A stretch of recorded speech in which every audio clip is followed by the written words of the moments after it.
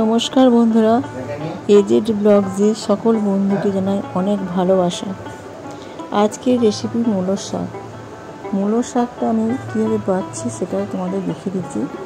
এই মোটা মোটা শিরাগুলো সমস্ত কিছু ফেলে দেবে, দিয়ে শাকটা নিয়ে নেবে। এরপর শাকটাকে আমি কাঁচি করে কেটে নেব। দেখিয়ে দিচ্ছি মূলোর শাকের ডাঁটিগুলো যেগুলো রয়েছে ওই ডাঁটিগুলোকে ফেলে দিতে হবে। যাই হোক, আমি এটা কাঁচি দিয়ে মূলো শাকটা খুব কুচি কুচি করে কেটে নিলাম। তোমরা আরও পারলে কুচি কুচি করে নেবে। কড়াইয়ে তেল বসিয়ে দিয়েছি।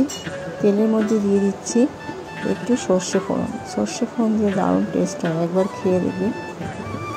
এরপর ধুয়ে রাখা মূলোর শাকটা আমি তেলের মধ্যে দিয়ে দেবো। তেলটা আমার হয়ে গেছে আর সর্ষেটা বেশ সুন্দর হয়ে গেছে। মূলোর শাকটা দিয়ে দিলাম। এরপর মূলোর শাকটা ভালো করে আমি ভেজে নেব।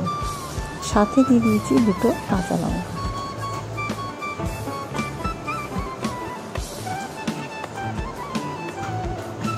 এতে কিন্তু আমি কোনো রকম জল দেব না, ভালো করে ভেজে নিচ্ছি। দিয়ে দিলাম পরিমাণ মতো লবণ আর একটু হলুদ দেব।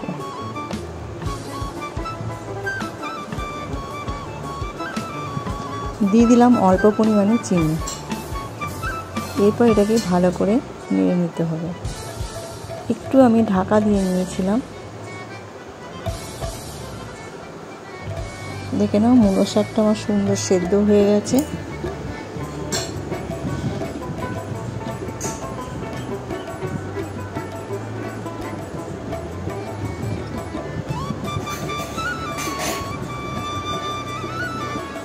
ভিডিওটি যদি ভালো লাগে অবশ্যই লাইক, শেয়ার, কমেন্ট করতে ভুলবেন না, আর আমার পাশে থাকবেন।